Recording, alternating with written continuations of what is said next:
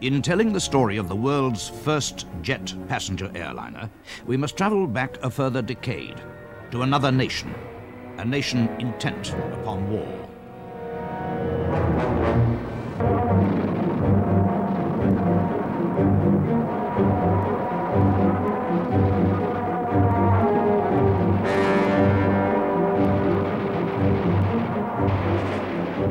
Five days before the invasion of Poland, Germany had already flown the world's first jet aircraft. Ernst Heinkel's HE-178 ushered in a new age. But from the German High Command, only lukewarm interest greeted Heinkel's jet prodigy. But, undeterred by such apathy, he pressed ahead with the building of a twin-engined jet fighter, the HE-280.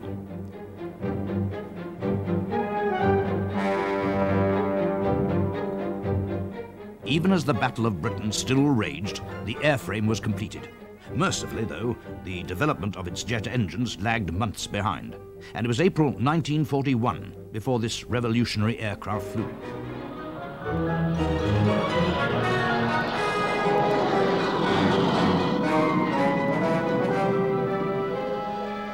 With its many advanced features, including steerable nose wheel, pressurized cockpit, and ejector seat, nothing in the Allied armory could have matched it for a further 2 years.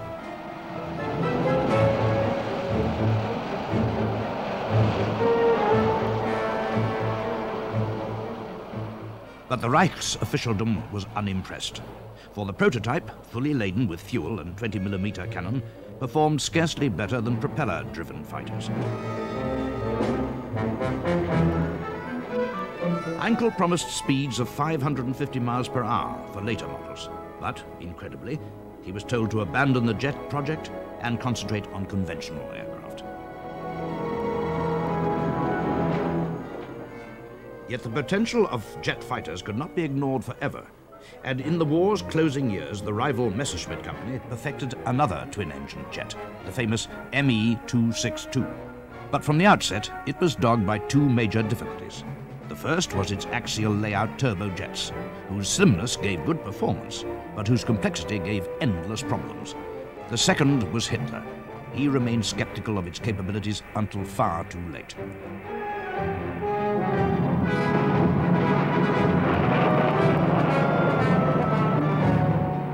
But although only about 200 ever saw service, the Me-262 was a fearsome opponent.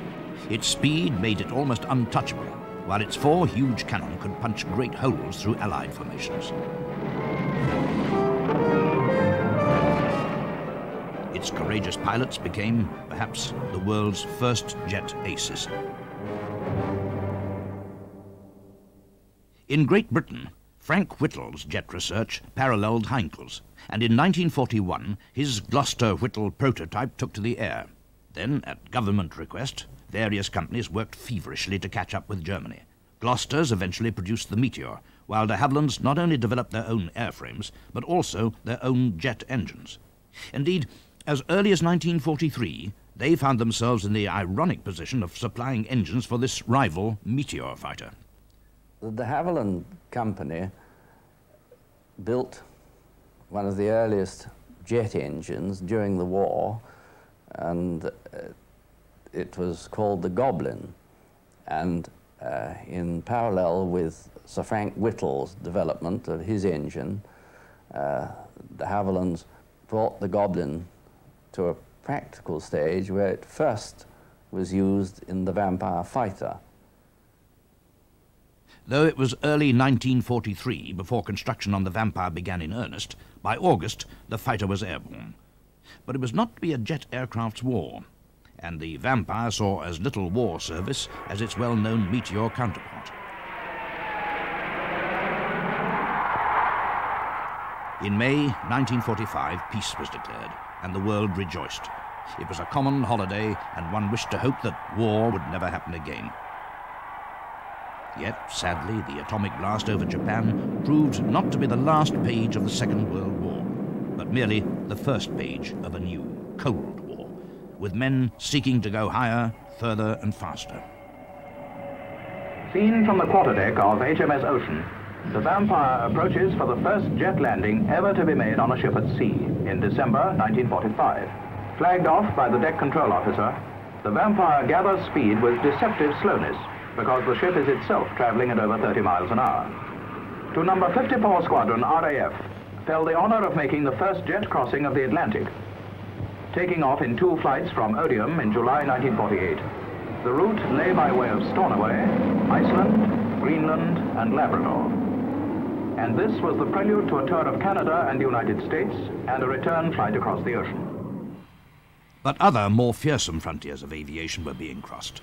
The giant Ghost engine was grafted into a special Vampire to give it massive power, and an admiring world watched as John Cunningham coaxed the machine to well over 11 miles above the Earth's surface. No one had ever gone so high. It was a new world record. The highest we've been to so far is 59,446 feet. At that height, the outside air temperature is something colder than that found at the North Pole, and the pressure of the air is a quarter that found on the ground. Undercarriage half frozen by the extreme cold, Cunningham could hardly land the Vampire. After this, for the Ghost engine, powering an airliner at a mere 7 miles high would be easy. Also, at the end of the war, de Havillands built a high-speed research, tailless research aircraft, which played a part in some of the flight development work that preceded the flight of the Comet. We developed some of the power controls that flew in the Comet. They were first flown in the third 108 that was built and used for research purposes. In the matter of speed, we've been investigating the behavior of aircraft fitted with a gas turbine engine up to the speed of sound. We've brought back as much information as possible, partly from pilot's own report and also from an automatic recorder which contains a cine camera taking photographs of instruments in the aircraft. By the end of the decade, so reliable had de Havilland's centrifugal turbojets become that the Goblin was approved for a 600-hour overhaul period, while its big brother, the Ghost, became the first jet engine to be trusted to passenger airline duty. All the world's airliners were driven by propellers until the Comet came along. And in 1946, the Brabazon Committee proposed that the country should build a transatlantic mail carrier flying at 400 to 500 miles an hour. And de Havillands put their proposals forward, which were for a 4-Ghost-engined airliner, which was the Comet. Designers and aerodynamicists found that they could make a suitable 36 or thereabouts seater passenger aircraft that would fly at 500 miles an hour and could cross the Atlantic. So, accepting the responsibility of producing an airliner as revolutionary then as the Concorde was to be decades later, the de Havilland Company had completed one of the most stringent testing programs ever associated with a passenger airliner. The basic shape was proved to be a sound design with wooden models, both scale and full size. A complete nose section was mounted on a wartime glider for visibility and windshield tests. A complete mock-up of the flight deck was used to determine ease of access to controls for pilots and navigators. Undercarriage tests on special rigs were made to determine safe and accurate handling on the ground, and a Ghost engine was even rigged behind a mock-up flight deck to evaluate noise levels. The first flight of the Comet took place in July 1949, and it was a great moment to us, Hatfield, because the Comet combined in it various items, all of which we had flown in, perhaps in different aeroplanes before that. So there was nothing basically unknown to those of us who were about to fly it.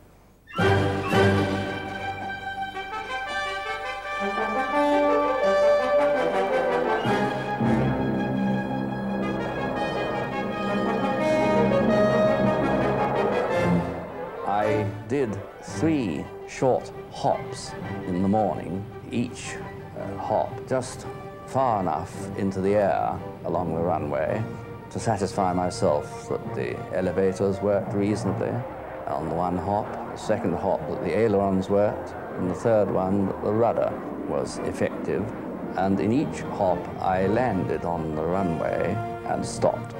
At the end of that day, when our inspectors had satisfied themselves all was well with the aircraft, I took the aircraft up to 10,000 feet and was very satisfied with the handling and behavior of the aircraft.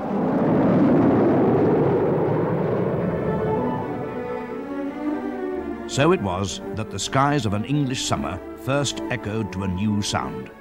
On the 27th of July, John Cunningham's 32nd birthday, over the Hertfordshire countryside, the age of the passenger jet was born.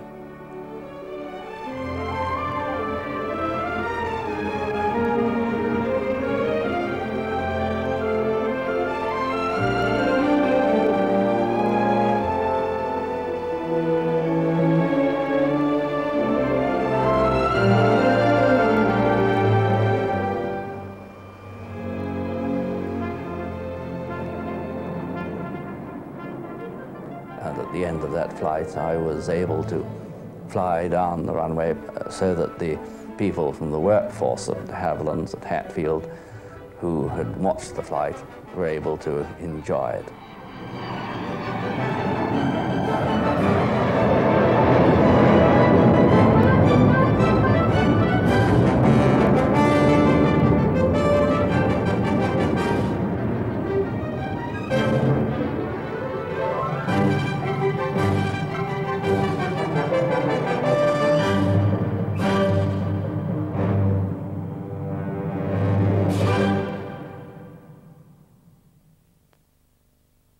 The principal team behind the Comet included men like Sir Geoffrey de Havilland himself, C.C. Walker, the technical director, men like Spittle, Kerr Wilson, Clark, Brodie, Arscott, and the man behind the development of the Ghost engine, Frank Halford. R.E. Bishop, who started as an apprentice with de Havilland and became a director as well as its chief designer. And it was the personal courage of men like John Derry and John Cunningham that led the world into a new era. It was the culmination of a successful decade for de Havilland, and although the air rang with the sound of fighter aircraft, it was the Comet that the crowds flocked to see at the 1949 Farnborough Air Show. C.C. Walker, Sir Geoffrey's chief engineer, sums up the promise of a new travel era. It is evident now that the jet airliner, with speeds around 500 miles an hour, can be made to pay, and that such speeds are not just an expensive luxury. The jet engine burns a lot of fuel, but much less when it is operating at great heights. And the larger number of journeys, the more work which the fast aircraft can do in the year, reduces the cost of transport. In this new form of air travel, Britain has the chance to make up the leeway lost in the war, when we were developing combat aircraft to the exclusion of all else. The normal speed that propeller-driven airliners flew at was about 250 miles an hour. The Comet, with its jet engines, flew at about 450 miles an hour, and at one stroke almost doubled the speed of an airliner. And I think the rest of the world looked with some surprise at the Comet's performance, and in America in particular, where they had not had very happy experiences with their jet engines in military aircraft, were rather surprised that de Havillands had produced a jet engine-driven airliner to carry passengers. Surprised indeed, for as the Comet began its extensive trials program, the United States, as with this Boeing XB-47, had literally to power their jets into the air with rocket-assisted engines. Reverse thrust having yet to be perfected, and landing at high speeds, the heavy machine had to rely on the stopping power of a parachute. Such were the expectations of the Comet that even before the prototype had flown, production work had already begun on 16 others, 14 of which were for BOAC. These expectations began to be realized when, in October 1949, John Cunningham flew the Comet from London to Tripoli and back in a single day. 6 months later, the Comet was to set up a new point-to-point record between London and Cairo. With its airworthiness certificate obtained in 1952, its future was set, and on May the 2nd of that year, the world saw the first scheduled jet airliner service operating between London and Johannesburg in a little over 23 hours. The Comet 1 had reached BOAC a full 6 months ahead of schedule, and with interest spreading, UAT of France became the first overseas operator with the slightly higher capacity 44-seater Comet 1A.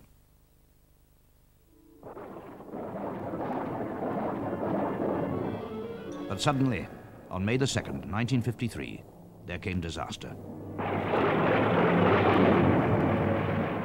It was exactly a year after the inaugural flight. The Comet 1 had 1 year entirely satisfactory service, and on the anniversary of its start of service with BOAC, a Comet taking off from Calcutta flew into a violent thunderstorm and failed structurally.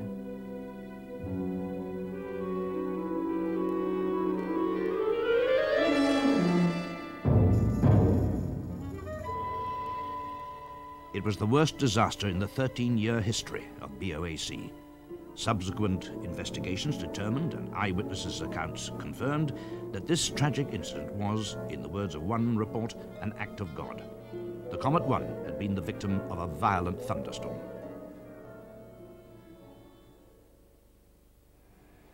Rolls-Royce were meanwhile developing the Avon engine, which was somewhat more powerful than the Ghost and rather more fuel efficient. De Havilland's introduced, on August the 27th, 1953, the new Comet 2, and world interest was justifiably sustained. But then... Champino, this is George Peter, passing flight level 260 for cruising altitude 360. Alright, Peter, passing flight level 260. George Peter from George Howjig, understand you passing 260. What's the cloud cover? George Howjig from George Peter. Did you get my last? That was the last heard from BOAC Comet 1 Yoke Peter, shortly after it took off from Rome's Ciampino airport. Less than a minute after Captain Alan Gibson's unfinished message to another BOAC aircraft, 2 fishermen off the coast of Elba witnessed the first blow that was to shake the very foundations of world civil aviation. "I heard 3 explosions," one fisherman said. "Then, several miles away, I saw a silver thing flash out of the clouds. By the time I got there, all was still. Yoke Peter was lost with all on board."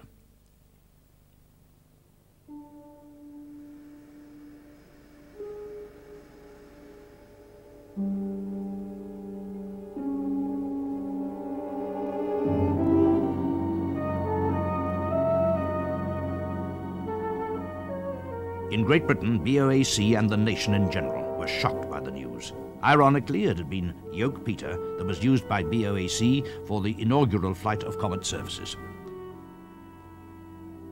But as the bodies of 15 victims were brought to the Isle of Elba by local fishermen, BOAC had no choice but to ground all its Comets.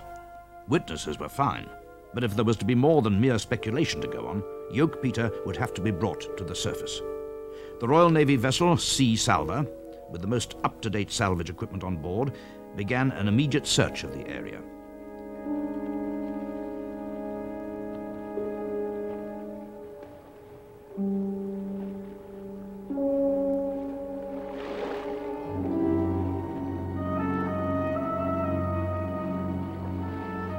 Back in Great Britain, the grounded comets had been thoroughly inspected and some 50 modifications suggested. Reinforced shields were placed between the engines and fuel tanks, the fuel lines reinforced, and safeguards against the buildup of hydrogen were improved, and extra fire and smoke detectors fitted. But still there remained only speculation as to the fate of Yoke Peter. Even as the Comets were being modified, the Royal Navy, using sonar and underwater television cameras, began to locate pieces of Yoke Peter's twisted carcass. By the end of February, they had retrieved a large section of the Comet's tail, several seats, and 2 sections of fuselage from well over 400 feet of water. On March the 31st, the grappling hooks locked onto the entire forward section of the cockpit. The flight engineer was still strapped in his seat, and strangely, the cabin roof was missing. The pieces, which by now included engines, undercarriage, wing spars, and fuselage skin, were flown back to Great Britain and began to be assembled on the floor of a hangar at the Royal Aircraft Establishment at Farnborough.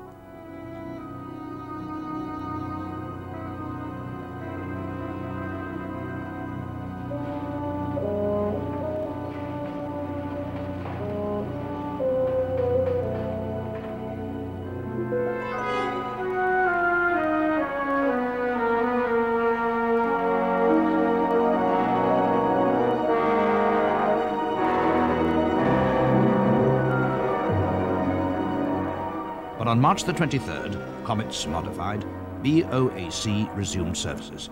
Every seat was taken. Confidence was restored in the Comet. The painstaking task of detailed reconstruction continued, and Yoke Peter began to take on an eerie shape. Just 2 weeks later, disaster struck again.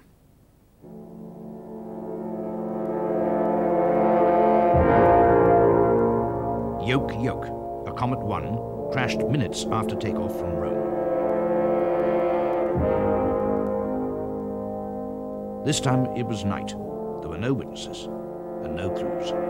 The airworthiness certificate was withdrawn, and at parliamentary insistence, the investigation took on a new urgency.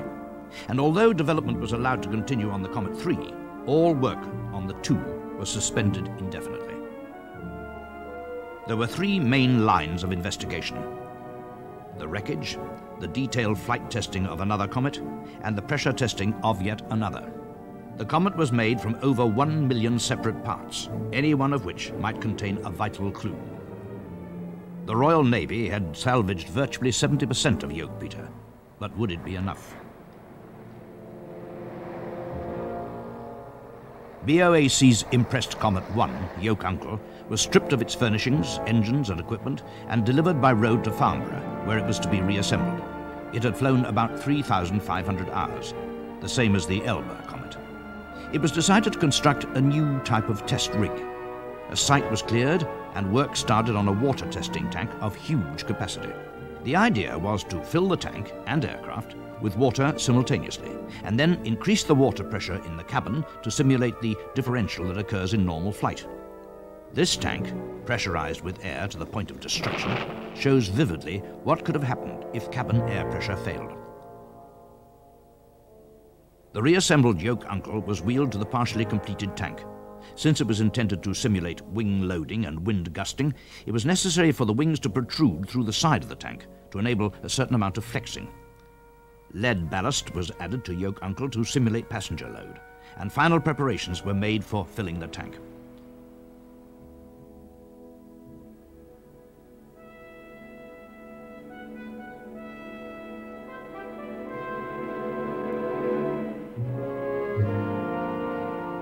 Once filled, the tests began that were to simulate 11 hours of pressurized flight every 21 minutes.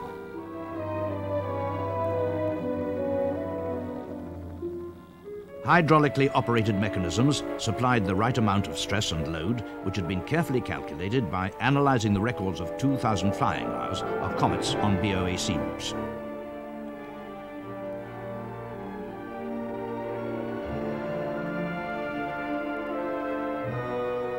As the tank tests continued, the wreckage from the Mediterranean was examined minutely. Little by little, as the twisted parts were pieced together, some curious things were found.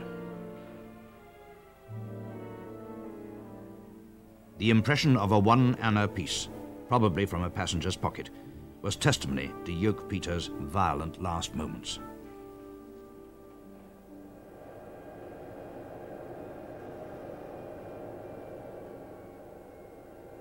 To support the investigations on the ground, an operational Comet, Able Victor, was subjected to an extensive series of flight tests. The passenger cabin was stripped of fittings, and recording instruments and strain gauges were applied throughout the aircraft. The pilots, all RAF officers of the Experimental Flying Department, were accompanied by civilian scientific staff from Farnborough and flying personnel from de Havilland's. The stringent tests required the aircraft to fly unpressurized. Structural vibrations were recorded, and measurements concerning the flying characteristics of the aircraft were made, together with engine temperature measurement and even cabin heating efficiency.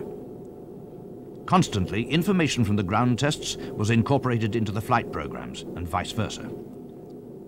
These flight tests, all 70 of them, monitored activity at 60 different points in the aircraft, and over the period, Able Victor flew a distance equivalent to that twice round the world. Suddenly, when the equivalent to a full life of Yoke Uncle was about 4.5 times that of the Elba Comet, a major breakthrough occurred. A crack developed rapidly by a port side window, and suddenly the cabin was ripped open for a length of over 15 feet. This major failure confirmed that the structure of the escape hatches and windows was vulnerable, and metal fatigue was proved in subsequent laboratory tests to have been the cause. The examination of the Elba wreckage, proceeding simultaneously, confirmed that the failure started at a direction-finding aerial window in the roof of the cabin. The failure began in the rear one of 2 ADF windows and spread rapidly forward. On the other side of the window, the crack ran aft. The internal pressure forced the 2 halves upwards, and breaking away, they were projected violently along the wings. Paint traces and deep scratches in the salvaged wing confirmed the pattern of events. Then a portion of the fuselage structure was blown backwards by the airstream and struck the tailplane. The breakup of the aircraft followed rapidly. The rear fuselage came away folding downwards about the rear spar, and then fell into the sea with the open end downwards. The aircraft, now nose-heavy, dived towards the sea with its wings folding downwards. About the same time, the nose separated, and the center section, complete with engines, turned over and descended in a spin, landing upside down in the water. Great Britain's wonder plane, it seemed, was finished. As a result of the grounding of the Comets and the withdrawal of the certificate of airworthiness, we lost the enormous lead that we had in world aviation. And it was 4 years before we got back into commercial jet business with the Comet 4. And as is very often the case with pioneers, the pioneer learns the hard way, and your competitors will learn from your own misfortunes. In fact, on the 15th of July 1954, just 4 days before the prototype Comet 3 took to the air, the rival Boeing company launched what was to become the most popular jet airliner to date, the 707. De Havilland Comet. No civil airliner has undergone a more intensive testing program. This version is the 3B. Notice the effect of reverse thrust from the 4 Rolls-Royce Avon jets as the huge airliner touches down. Now, the Comet 4. By 1954, de Havilland's, fighting a rearguard action, began its Comet sales drive, and the world's buyers flocked to Farnborough. It was still one of the most advanced aircraft. Soon after the Farnborough show, a Comet 4 completed the trip from Hong Kong to London in just over 16 hours, a record for the distance. And so the eyes of the world were to focus once more upon the Comet.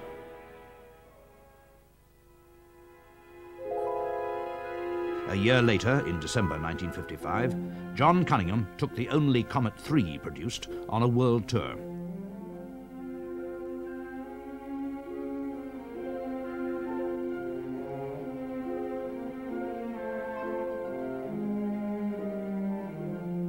Not only did the new Comet break existing records, it established many new ones.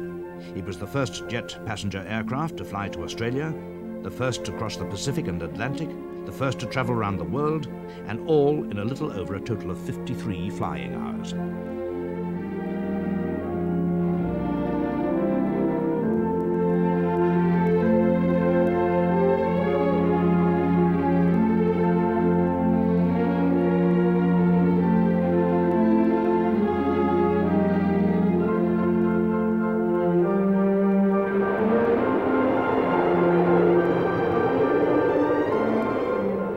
Meanwhile, the Royal Air Force, who had taken over the BOAC order for Comet 2s when the aircraft were grounded, were already stripping the airframes and strengthening them.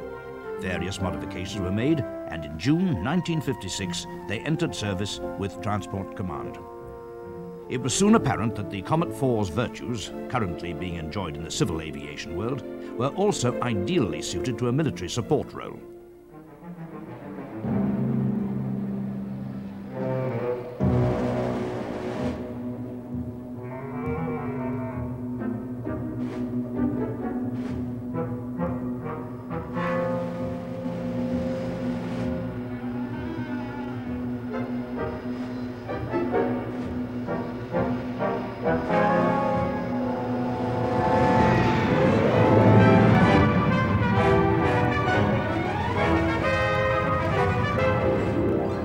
In times of tension, the military Comet 4's high speed and great carrying capacity enabled it to offer rapid support to other supply aircraft operating from distant strategic bases.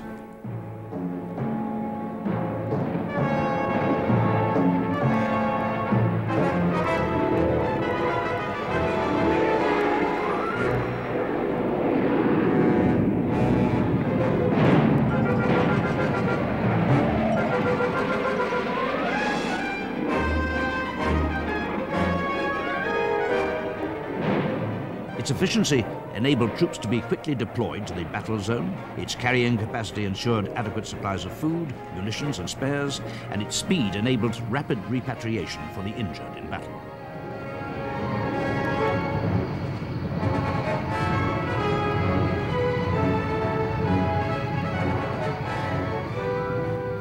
For over a decade, the RAF and 14 foreign airlines, as well as BEA and BOAC, enjoyed and were well satisfied with the profitability and efficiency of the Comet 4 series.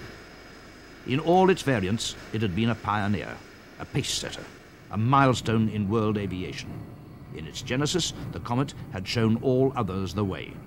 The disasters, horrendous even by today's standards, paved the way, painfully, to a safer future for the air travelers of the world. But the airline's regular need to modernize their fleets eventually caught up with the Comet, and in February 1964, with sights set on new production horizons, Comet production ceased.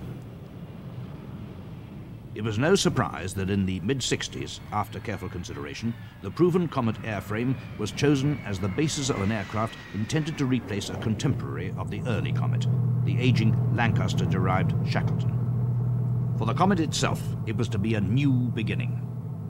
My association started in the mid or late 1960s when I became a member of the development team for the Nimrod Mark I, and I was fortunate enough to fly on several of the fairly early sorties of the two development airplanes, one fitted with the Avon engines from the Comet 4C itself, and the other which was fitted with the Spays that we still fly with in the Nimrod today.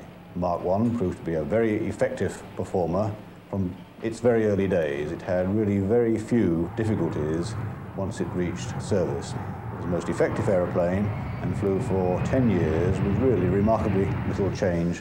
And indeed we have an aeroplane now which has a fuselage, or a pressure hull at least, almost identical to the Comet 4C, very similar wings, but with extra fuel, more electrics, and a number of protuberances on the aeroplane to house the sensitive electronic equipment that we have.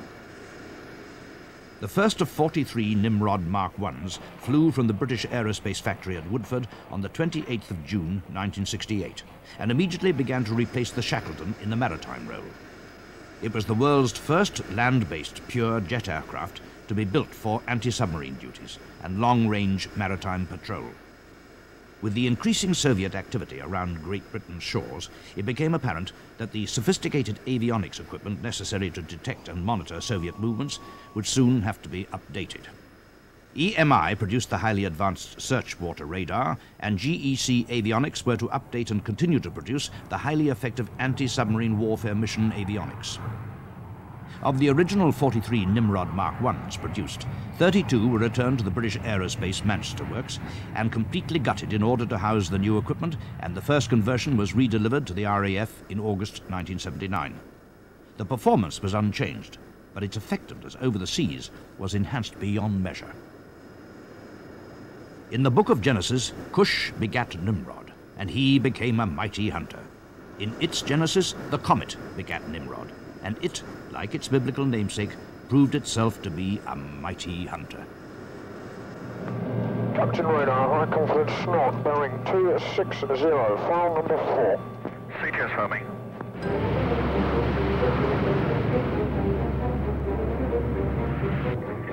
System 1 action stations, prepare for that. System 1 clear down. 10 out order, CDS having file 004. It's looking good, Nibs. Roger. System 2 receiver check. And the DIP cams are 17, Barra 38, and low far 50. Up until 1945, most of the U-boats sunk by aircraft had first been located on the surface, forced there by the need to recharge batteries. To catch one on the surface today is a rare occasion. Captain Radar, contact lost. Roger, radar.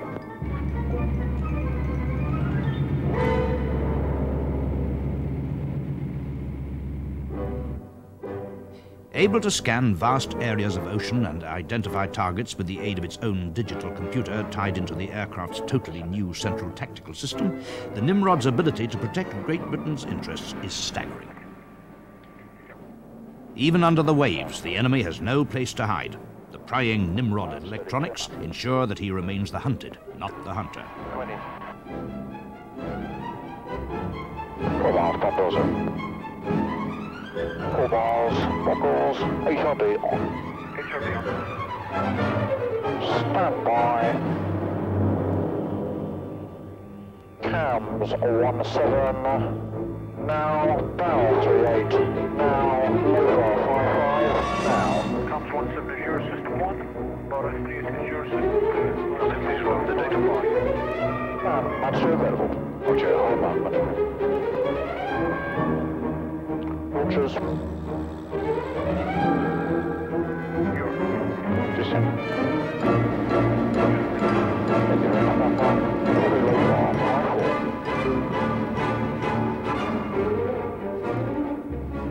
Encircled by sonar buoys, each sending back data to the onboard central processor, every tactic the submarine might employ is detected. And on the circle, clear now. Captain Acoustics, contact coming in active 17300 sector. Roger, pilots, brake mad, steers in, cat track 300. Roger. Contact coming through to you, bearing 325 degrees. Tracker is locked on. Still hold man, Roger. System 1 and BC enter. Atom track 325. Sensitive detectors spot minute anomalies in the Earth's magnetic field caused by the presence of the submarine. From the captain, down over the data looking for a mayday. There is no escape. Tracking 310, and it's 1,300 yards on the point. Yeah, from the captain, just put low far 54 down his throat. Shutting down 2 of the Spey engines enables extremely long patrol lengths, for it's not just vessels beneath the waves that Nimrod monitors. The Soviet presence around Great Britain's shores often gives rise for concern, and the protection of friendly vessels, oil rig installations, and our own lifelines are watched over by Nimrod's keen electronic eyes. Potentially hostile shipping is constantly monitored, as well as extensively photographed.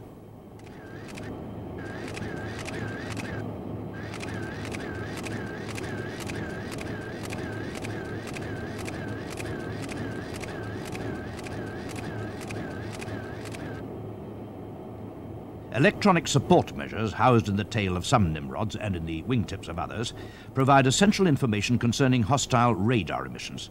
For Nimrod can protect itself too, should it sense itself to be under attack. Sidewinder air-to-air missiles form part of its self-defense system, along with its lethal Stingray torpedoes. Now, Mike, 25, roger. Your ground started. X-ray 2 Romeo. X-25, X-ray 2 Romeo on the stop. X-ray 2 Romeo, this is Mike Victor 25, roger. Your clearest. X-ray 2 Romeo, clearest. During times of war, Nimrod was called upon to protect the waters of threatened islands far from the British Isles. Flight duration was increased by the addition of in-flight refueling probes, and with its greatly extended range, Nimrod was a welcome addition to the forces in the South Atlantic patrolling the Falklands exclusion zone. To the casual observer, the delicate handling of the Nimrod and the flying skills necessary to complete the maneuver are breathtaking. In contact, green on.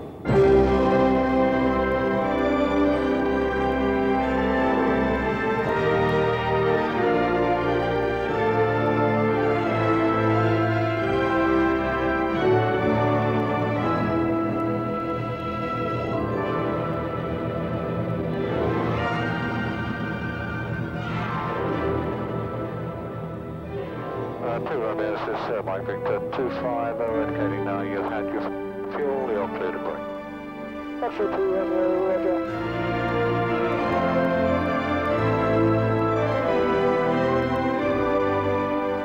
Yeah, Mike Victor 25, X-ray 2 Romeo is clear to stay. 2 Romeo, Sir Mike Victor 25, roger. 2 Romeo, this is Mike Victor 25, you're clear on the port. X-ray 2 Romeo, roger.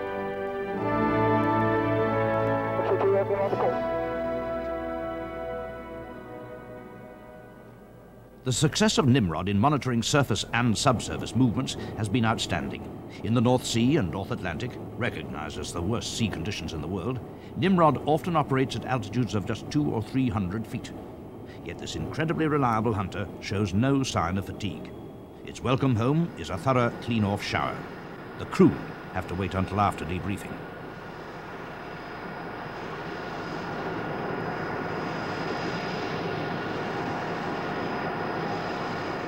But for the mighty hunter, there are also more passive tasks, and those that might doubt the value of the existence of such a force as Nimrod should take comfort in the fact that at least one aircraft and crew is permanently at readiness should a rescue incident at sea demand its presence.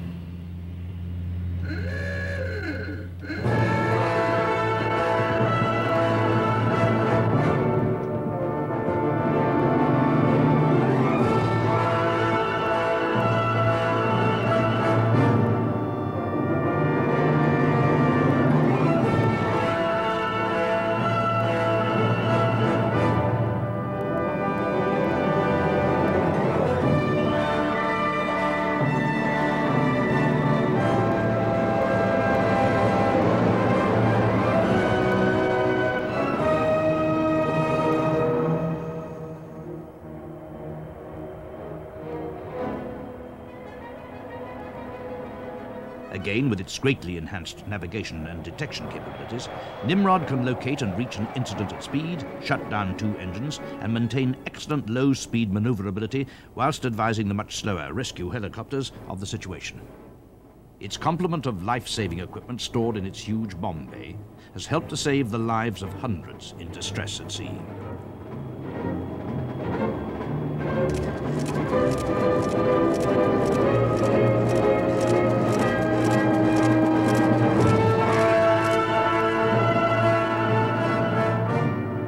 Nimrod also plays an active role in Nature Conservancy, and since 1975 they have flown 82 young birds from Norway to the UK as part of the RSPB and Nature Conservancy Council's 10-year project to resettle the rare sea eagle in the Inner Hebrides. Last year, patience was rewarded when a single chick was reared. Nimrod is now firmly established as Great Britain's mainstay of maritime reconnaissance, protecting the colossal investment around our shores. Performing its multifarious tasks with constant efficiency, it's destined to be a familiar sight in the airspace around our shores for decades to come.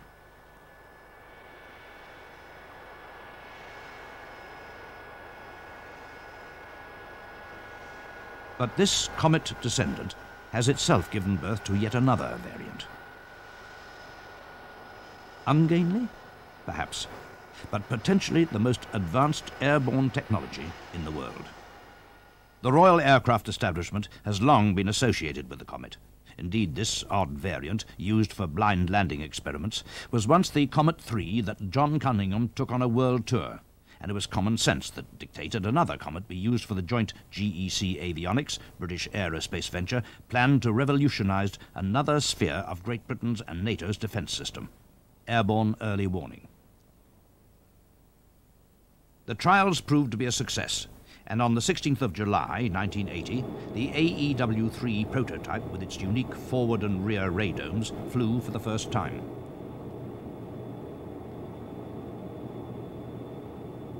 Since the late 60s, the role of airborne early warning has been the responsibility of yet another variant of the original Comet contemporary, the AEW Shackleton.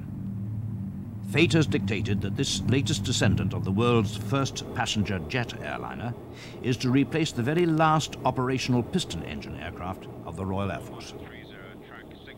When it does so, its advanced avionics system will vault the United Kingdom ahead of its rivals into the 21st century. Golf 65, Bomber, roger, report track 601, out. Bomber, this is Golf 65, new track. Track number 335, position November Kilo Delta Juliet 3325, November Kilo Delta Juliet 3325, tracking 200, speed 420, height 350, Scorpion modes 13 Charlie. This is Golf 65. Golf 65, this is Bomber, your track 601, and now classified faker, intercept and engage. 65, roger. Op 6 TD, intercept and engage, Faker 601 with mission 45. Copy. 45, vector 070, target bearing 08075, heading 270, 35,000. Skeptics should note that the highly advanced GEC mission avionics, designed exclusively for the AEW Nimrod, has already been chosen by the Lockheed Company as the system for the new AEW Hercules. It is the most complex avionics system ever to be put into an aircraft, and with its forward and rear-looking radar, will revolutionize airborne early warning. Bomber 65, roger. Op 6 TD, intercept and engage, Faker 601 with mission 45. Designed with the overall European defense requirements in mind, the new Nimrod, with its unique pulsed Doppler radar system that can handle a multitude of different targets at the same time, is more than compatible with existing NATO AEW aircraft. Faker 601, he's presently in Delta Lima, heading west, speed 550. You got him? TDR2 I have. What do you have? Some believe that Great Britain should have opted for the Nimrod's nearest rival, the E-3A Sentry, or AWACS, to fulfill our commitment to NATO. Time will tell. But certainly, as thoughts turn to the future of the aging AWACS, perhaps Great Britain stands once more at the threshold of becoming the leaders in the world of aviation technology. Collectively, there have been 49 Nimrods built, including 3 highly sensitive R1 variants used for electronic intelligence missions. In all, there have been 112 Comets built, an insignificant number compared with other first-generation passenger aircraft. But numbers aren't necessarily important when it's remembered that without the pioneering efforts of de Havilland and the work of the Royal Aircraft Establishment, aviation in general would not have reached the high standard of safety that the world today takes for granted. But as the Comet recedes into history, one must remember that to be reborn, phoenix-like from the awful experience of over 30 years ago, is a tribute to those who strove to get it right.